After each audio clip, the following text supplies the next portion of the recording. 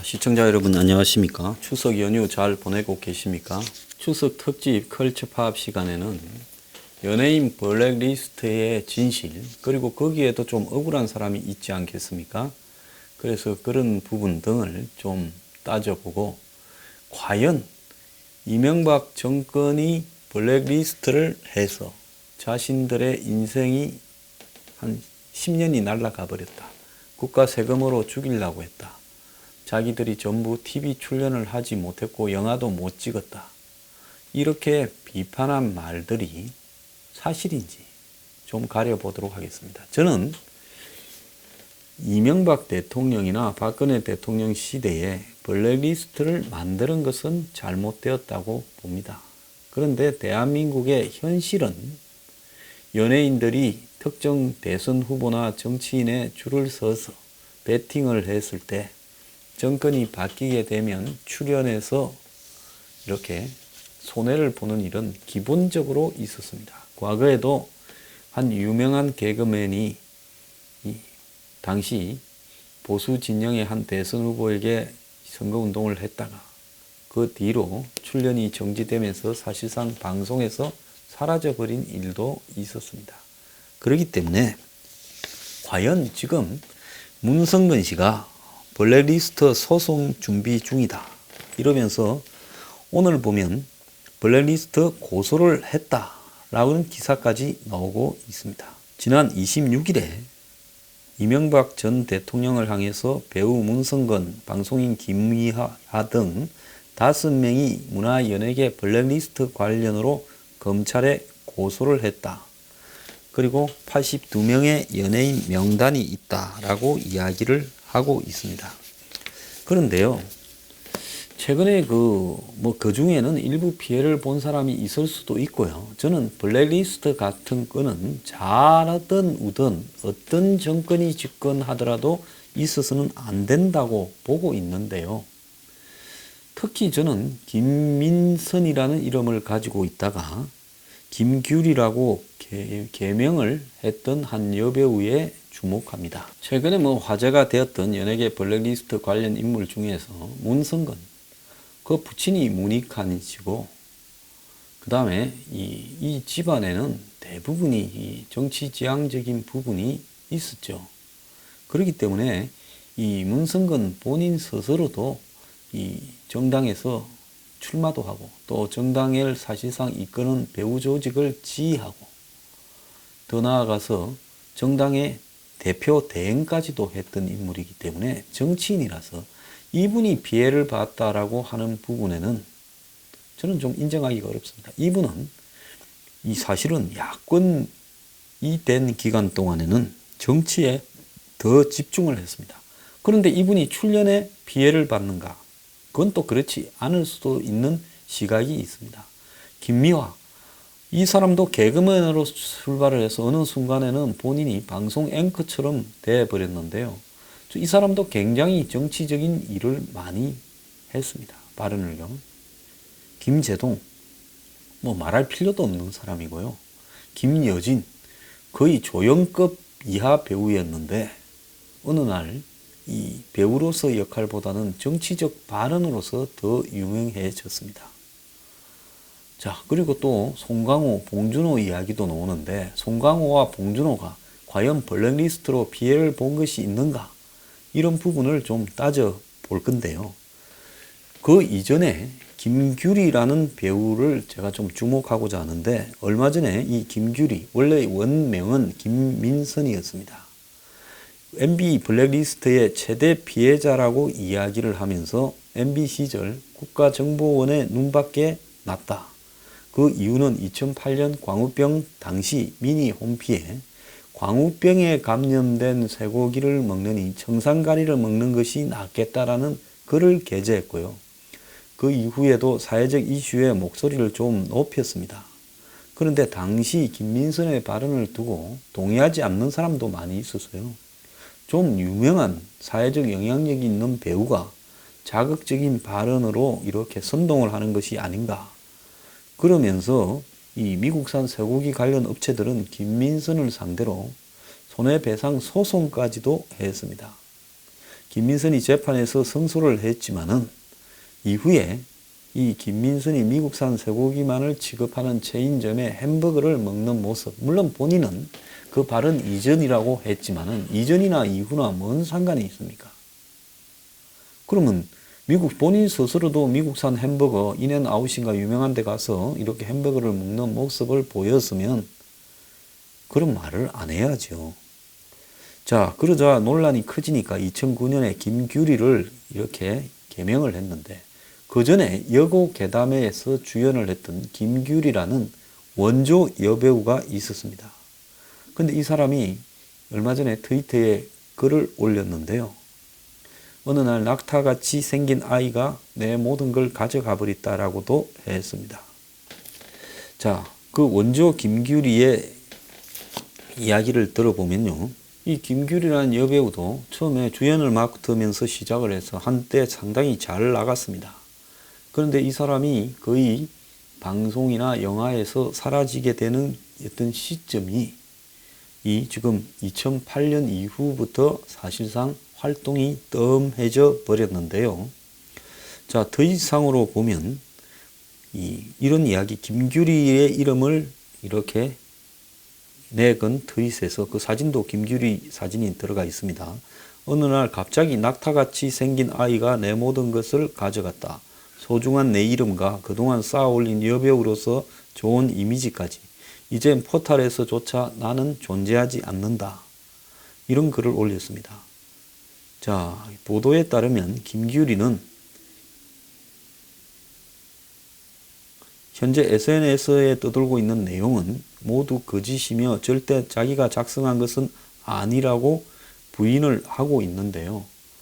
그런데 원래 김민선이가 이 청산가리 발언으로 사회적 지탄을 받으니까 하필이면 기존에 상당히 유명하던 여배우 김규리와 동명으로 이름을 바꿨습니다. 자신은 어릴 때 집에서 부르던 이름이다 했지만은 그때 상당히 이미지가 안 좋아진 김민선이 김규리로 이름을 바꾸면서 원조 김규리가 피해를 받고 인터넷에서 이 김규리를 찾으려면 원조 김규리라고 쳐야 나오지 그냥 김규리 때리면 상대적으로 그 이후에 더 유명해진 구 김민선이 다 등장하게 돼 버렸습니다. 그러니까 원래 김규리는 오리지널 김규리는 원조 김규리라고 이렇게 쳐야 나오고 김민선에서 김규리라고 이름을 바꾼 사람은 김규리라 해야 나옵니다. 그러니까 원조 김규리 입장에서는 이미지와 또 자신의 이름에 대한 브랜드를 먹고 사는 입장에서는 많은 피해를 봤다라고 볼 수 있겠죠. 자, 본인이 정치적으로 어려워지니까 남 이름을 똑같은 유명 여배우 이름으로 나이도 제가 볼 때 비슷할 거라고 봅니다. 바꿈으로써 한 여배우에게 치명타를 가했는데요. 자, 원래 김규리가 아니었던 김민선은 지난 주말에 그것이 알고 싶다에 등장을 해서요. 자, 오열을 했다고 하는데 MB 블랙리스트의 최대 피해자다. 제가 이게 최대 피해자라는 게 이의가 있다는 걸 좀 이따 직접 좀 통계를 내봤는데 이야기를 하겠습니다. 자, 이 문성근이 피해 진술을 위해서 블랙리스트 피해자 진술을 위해서 검찰에 출석을 하면서 최대 피해자로 김규리를 언급을 했는데 영화 감독은 상업 영화가 막히면 저예산 독립 영화를 하면 되고 가수와 개그맨은 콘서트를 하면 되는데 배우는 혼자서 할 수 있는 일이 없다. 배우가 20, 30대의 연기력을 키우고 이름을 알려야 하는데 김민선 배우는 집중적으로 배제됐다. 회복할 수 없는 치명타를 입었다. 그 닷새 뒤인 23일 날 김규리는 그것이 알고 싶다에 나와서 국정원이 청산가리 하나만 남게 해서 글 전체를 왜곡시켰다. 10년 동안 열심히 살고 있는 틈 사이사이에서 왜곡을 했다. 이러면서 이 청산가리 관련 발언에 대한 전문을 올렸습니다. 이 김규리의 글에는 문제의 청산가리 표현 외에도 미국산 쇠고기를 두고 세계가 비하는 자국민들조차도 비하는 광우병이 덕실거리는 소를 빼채로 수입하다니 닭이나 돼지고기, 생선류 역시 안전지대가 아닌 것이다. 머리에 숭숭 구멍이 나의 등의 표현이 들어있다는 겁니다. 자기가 했던 전문을 보면 이 자신에 대한 오해가 일부만 발췌되어서 생긴 거다라고 해명을 하려고 전문을 올렸는데 그 전문에는 여러 가지 광우병에 대한 한마디로 잘못된 인식들이 있었습니다. 자신은 전문을 올리면서 2008년 5월 1일에 썼던 글 전문입니다. 국민건강권은 보수적으로 지켰으면 했고 검역주권을 포기한 것이 내내 마음에 걸려서 썼습니다. 초등학교에서 배우는 수사법으로 이루어진 문장은 제 글의 전체가 아닙니다. 그러니까 청산가리가 수사법이라는 거죠. 비유라는 거죠. 저는 그저 국가는 국민을 보호할 의무가 있다고 생각했습니다. 더 이상의 혼란은 없었으면 좋겠습니다. 라는 글을 올렸고요. 25일 날 문성근 김미아와 함께 이명박 박근혜 전 대통령을 국정원법 위반 강요 업무방해 명예훼손으로 고소를 했고 검찰에서 4시간 반 동안의 고소인 조사를 받았다고 합니다. 참고인 조사요. 자, 블랙리스트를 등재되어서 문성근이 최대의 피해자라고 김민선을 이야기를 했고 같이 고소를 했어요. 나머지 고소한 사람들은 뭐 정치 평소에 색깔이 있던 사람들이니까 이해가 가는데 김민선이 그러니까 김규리가 고소를 할 만큼 그렇게 많은 피해를 입었는가 본인만 알 일이라고 생각합니다만은 청산가리 글 때문에 쇠고기 업체들한테 고소를 당해서 2010년 성수할 때까지 송사에 시달렸다고 하는데 그때까지 청산규리라고 조롱을 당했다고 하는데 그건 본인이 감수해야 될 부분입니다. 저도 인터넷에서 보면 저한테 대한 안티들이 아직도 수많은 조롱의 글을 남기고 있고 조금 전까지도 사무실에 집요하게 저한테 안티가 특정한 시간만 되면 전화를 와서 해서 끊지도 않고 이렇게 비난을 하려고 하고 있습니다. 길을 가다가 저하고는 생각이 다른 사람에 의해서 공개적인 데서도 망신을 당한 적도 있습니다. 그렇지만 그건 다 제가 겪어야 될 일이라고 생각하지 피해라고 생각하고 있지 않고요. 저도 박근혜 정부에서 방송 출연에 배제되었고 이명박 정권에는 아예 아주 그냥 저를 두들겨 잡으려고 했었습니다. 노무현 정권에는 저를 미국 간첩으로도 몰았습니다. 저는 세계 정권하고 다 불편했어요. 자, 일부 출연 배제가 있었을지 몰라도 우리 사회에서 제대로 그런 배제를 한다면 이런 사람들이 과연 그런 배제를 심각하게 당했는가 하는 사실이 중요한데 인터넷에서는 이렇게 배제에 대한 부분이 실제 사실인가 하는 논쟁이 벌어지고 있습니다. 김규리가 10년간 실제 피해를 입은 게 맞는지 그간 연기력 꽃을 피우지 못한 이유가 블랙리스트 활동의 결과에 의한 피해인지 김씨 주장대로 청산가리가 주된 내용이 아님에도 국정원이 일부 표현만 발췌 왜곡했는지 김씨가 앞서 원글에 등장하는 오류를 바로 잡거나 이 광우병에 대한 잘못된 발언들 국민 앞에 사과한 적이 있는지 이런 부분이 인터넷에 논란이 되어 있다는 겁니다. 자, 어쨌든 다른 부분들은 여러 가지 시청자들이 판단할 문제겠지만은 김규리가요, 제가 출연한 영화를 한번 쭉 봤습니다. 대부분 이 주연인데요. 자, 영화를 보면 영화에는 이 2007년까지 출연한 영화가 99년에 데뷔를 해서 여고괴담 2, 그 다음에 아프리카, 그리고 하류 인생, 그리고 가면 이 4개입니다. 근데 2008년 이후에 출연한 영화를 보면요, 미인도, 이 김규리 최대의 히트작이죠. 신윤복과 관련되어서 화끈하게 연기를 했죠. 2009년 오감도, 이 영화도 좀 화끈한 영화일 거고 2009년 정성필 무슨 사건 해가지고 하는 영화, 2010년 홍상수 영화 하하하, 2011년 사랑이 무서워, 2011년 풍산개, 2012년 인류멸망 보고서, 2014년 사랑의 진영아, 그리고 2014년 또 하나의 약속, 그리고 2015년 화장 이렇게 있고요. 그리고 이 배우가 2007년까지 이렇게 등장을 했던 드라마는 99년부터 11개입니다. 그런데 2008년부터 그러니까 99년부터 2007년까지 9년 동안 11개의 드라마에 출연을 했고요. 2008년부터 2016년까지는 11개의 등장을 했습니다. 이 드라마하고 예능을 합친 겁니다. 심지어 그 어렵다는 예능 프로에 댄싱 위드 스타스라는 프로에 시즌2하고 시즌3에는 진행까지도 맡았습니다. 그러면 그 이전의 드라마로 보면 그 이전과 이후가 거의 동등한 숫자로 출연을 했고요. 영화로 보면 이 사람이 나서서 성공한 영화가 하나도 없었습니다. 여고괴담2 정도가 히트작이고 하류 인생은 그 임권택 감독 영화인데 크게 성공하지는 못했지요. 임권택 감독 영화치고는요. 그리고 가면도 흥행에 실패했고요. 그래서 99년부터 2007년까지 9년 동안 제대로 영화 중에서 이렇게 성공한 부분이 없었습니다. 그리고 2008년부터 2015년까지 출연한 영화 개수가요. 하나, 둘, 셋, 넷, 다섯, 여섯, 일곱, 여덟, 아홉, 10개입니다. 그 영화 중에서는 2008년에 미인도가 이렇게 히트를 치고 풍산개가 괜찮은 반응을 받았고 하하가 그랬죠. 오감도도 뭐 그럭저럭 괜찮았고요.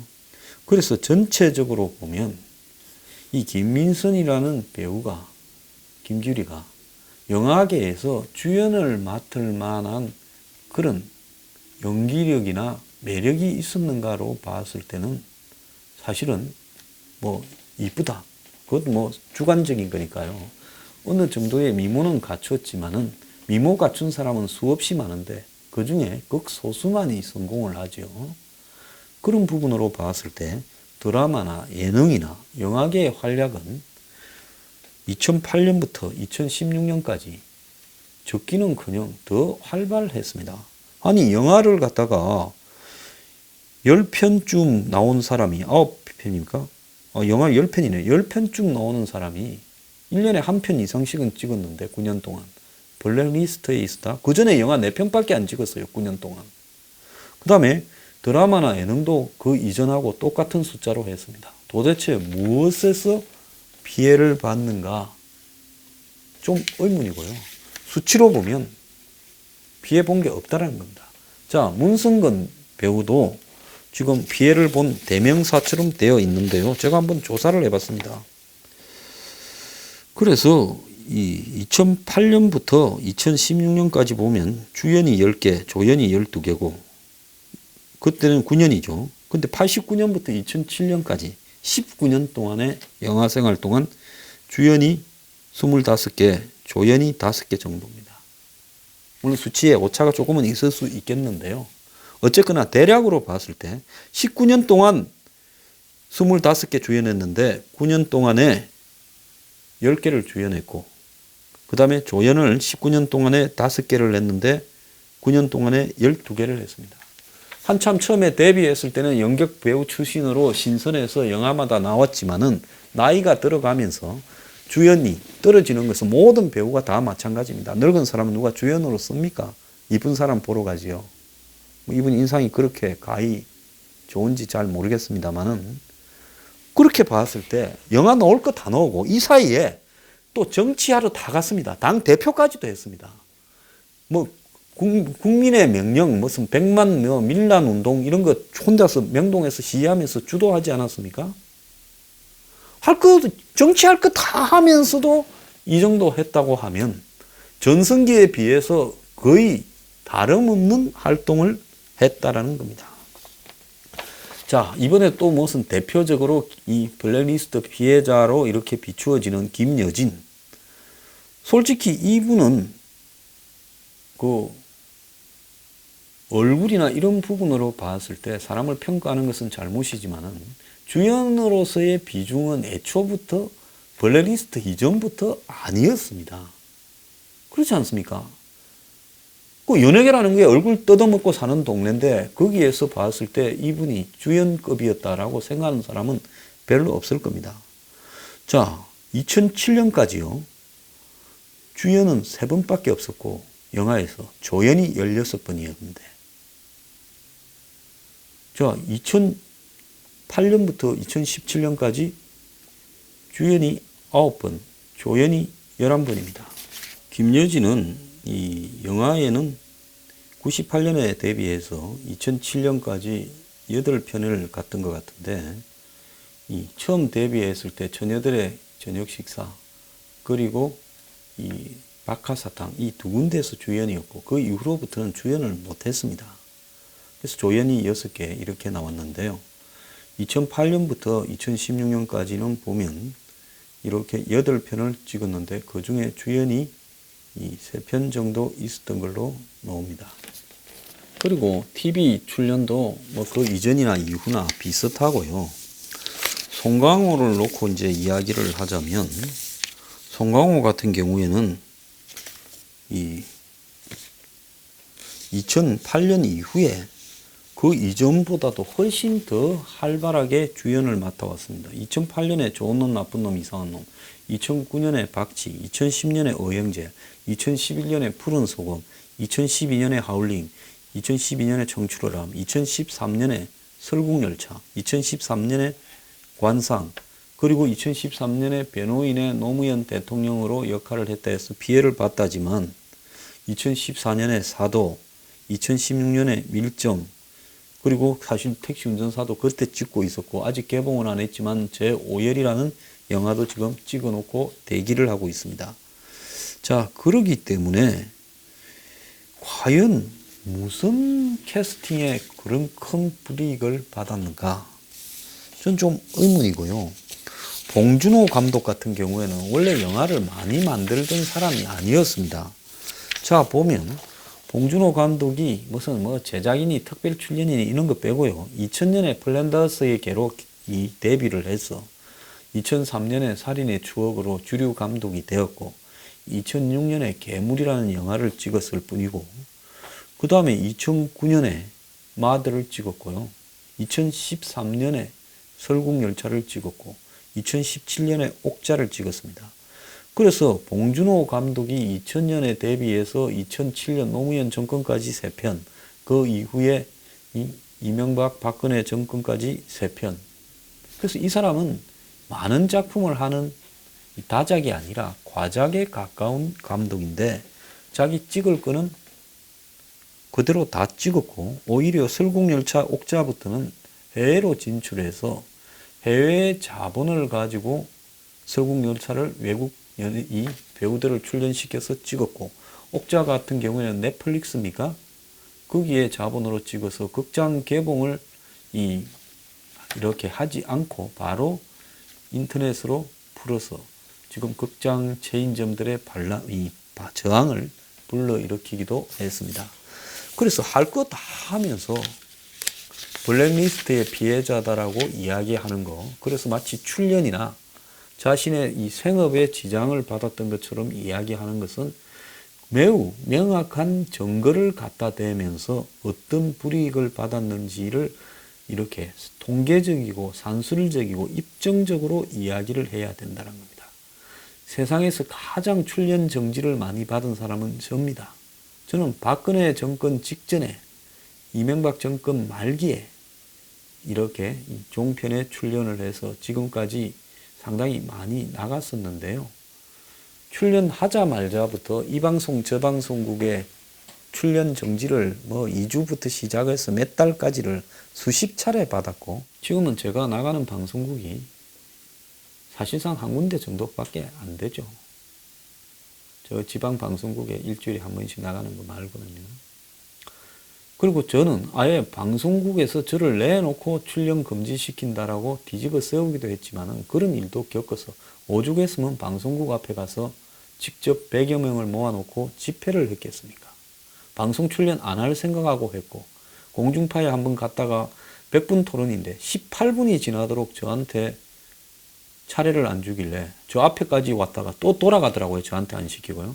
그래서 제가 억지로 왜 나한테는 발언 기회를 안 주느냐, 시작하고 지금 시간이 한참 흘렀는데, 그래서 발언을 하니까 1분 지나니까 또 시비를 걸어요. 그래서 사회 똑바로 바라고 한 뒤로는 공중파에 저를 부르지 않습니다. 감수하고 살아요. 제가 방송 출연 이렇게 정지당하고 이렇게 탄압받고 박근혜 정권 때 탄압 많이 받았지만 제가 그걸 블랙리스트라고 주장을 하고 그런 걸 규명하자고 정치적으로 대응하는 거 봤습니까? 저는 정치적 발언을 하는 사람으로서 제가 겪어야 될 사명이라고 생각합니다. 거기에 비하면 변해 활동하고 관계없이 저는 제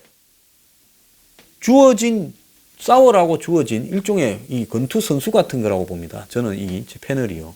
거기에서 제가 이렇게 제 나름대로 복싱을 했는데 그걸 시비를 걸어가지고 출연을 정지시키는 불이익을 당해도 생업이라고 하면 할 수도 있는데 감수를 했습니다. 그리고 그걸 가지고 이야기하지는 않아요. 그리고 그 뒤에 배경에 있는 정치적인 부분도 알지만 말하지는 않습니다.